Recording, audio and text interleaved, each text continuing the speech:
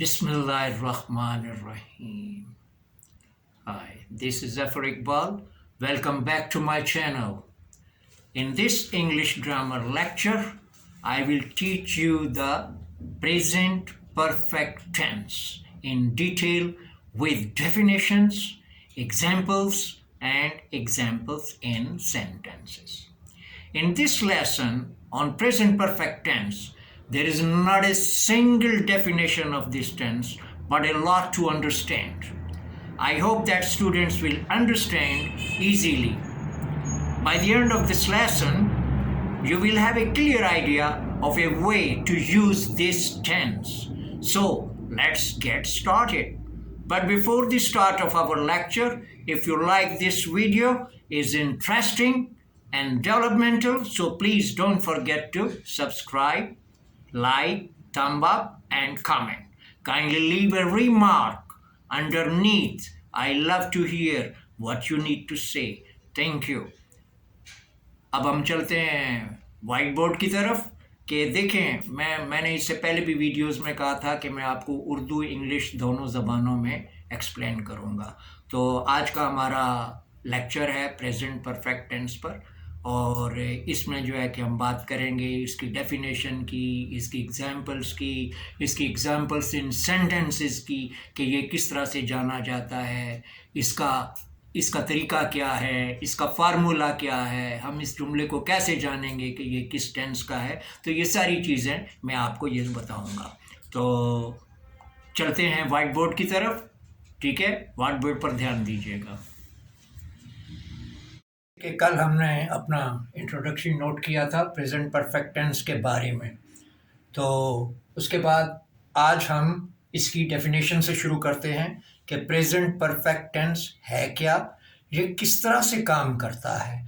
तो आइए चलते हैं, स्टार्ट करते हैं। Now let's start with the definitions कि इसकी डेफिनेशंस क्या हैं।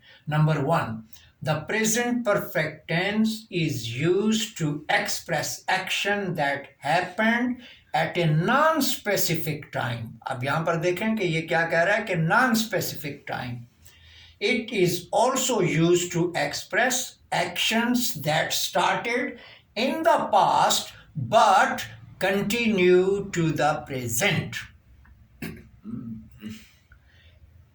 दूसरी definition, it is also used to talk about an action that began in the past but is continued in the present situation. Okay, clear? These two definition is clear, and now we will talk about that how do we make the present perfect tense. So, okay, now I am going to write on the whiteboard that what is the formation of this one along with the chart. How do we make the present perfect tense? And the answer and the formation is subject plus auxiliary verb plus main verb plus object.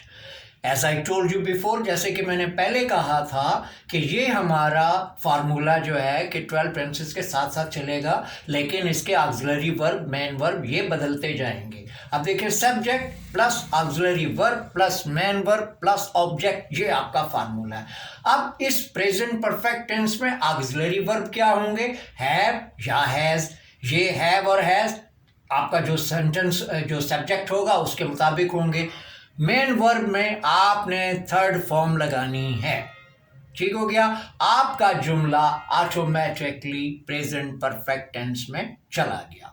तो ये वो जो ता है, ती है, चुका है, चुकी है, गा है, गे, वो हमने सब ख़त्म कर दिया। ये फार्मूले आपके सामने हैं, ये आप फार्मूले याद कर लें, उसके साथ ऑक्सिलरी और मेन वर्ब टेंसेस के मुताबिक याद कर लें। मेरी गारंटी है कि आप टेंसेस में कभी गलती नहीं करेंगे। अब इसी फार्मूले को हमने चार्ट की शक्ल में जो है कि बनाया है कि देखें चार्ट में हम इन एग्जाम्पल्स को किस तरह से इम्प्लीमेंट करते हैं। Subject, auxiliary verb, main verb और ऑब्जेक्ट। इसके बाद 2 पॉजिटिव के सेंटेंसेस हैं, 2 नेगेटिव के और 2 क्वेश्चन मार्क के, इंटरोगेटिव के। अब पहला हमारा पॉजिटिव क्या है? I have seen it.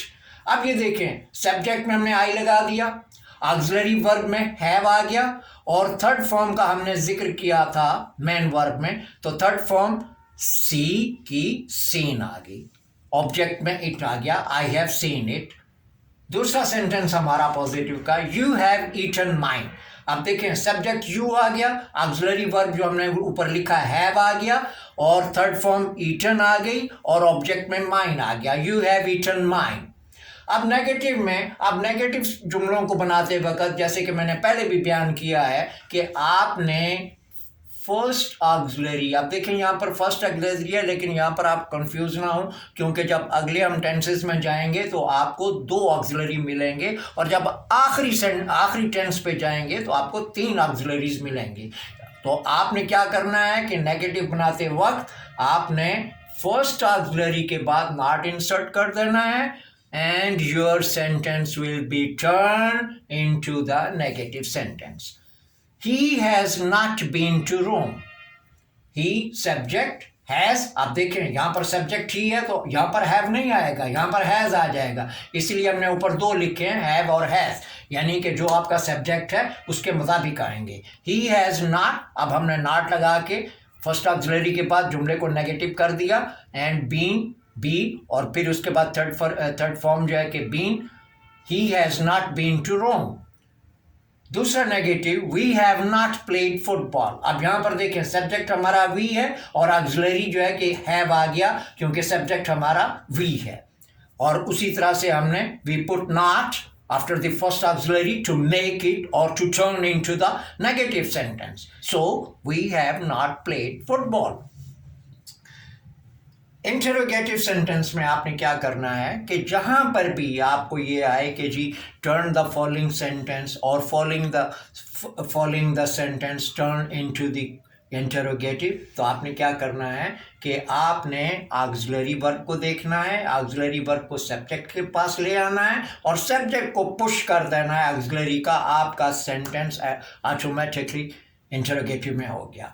अब यहाँ पर देखें, have you finished, have you finished.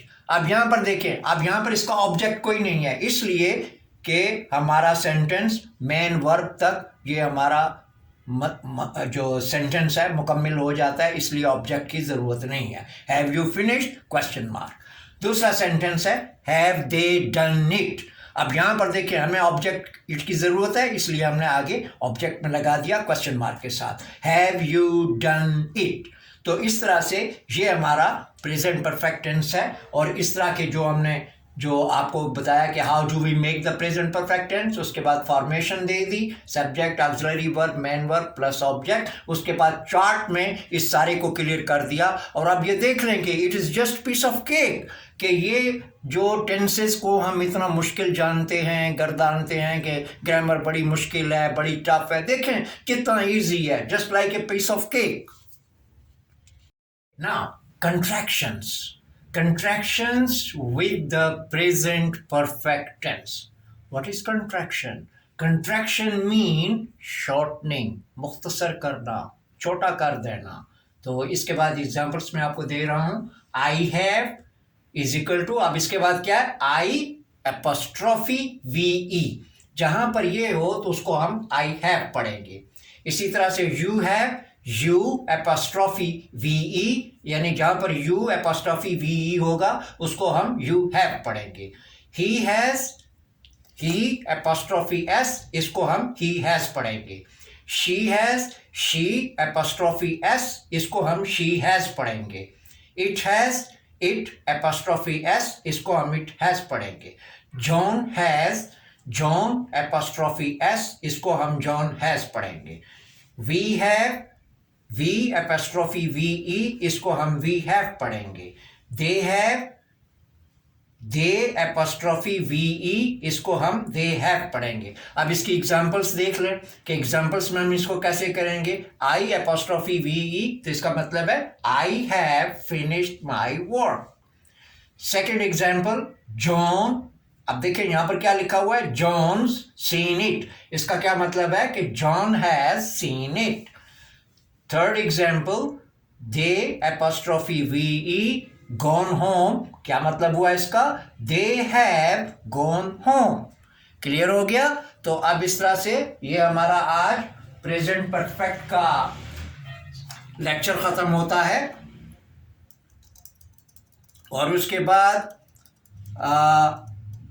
Question की बारी है कि if you have any questions feel free to let me know in the comments and I will speak to you. At the end of every lecture, be ready to learn and watch the next lecture. So I will start my next lecture on the present perfect continuous tense with definitions, examples, etc. etc. Okay अब देखें कि ये जो कल हमारा present perfect continuous tense होगा, तो ये हमारा प्रेजेंट की चारों फॉर्म्स कंप्लीट हो गई हैं। और उस प्रेजेंट परफेक्ट कंटिन्यूस जो हम टेंस कल पढ़ेंगे, उसके बाद फिर हम पास्ट को शुरू करेंगे। Until then, good bye.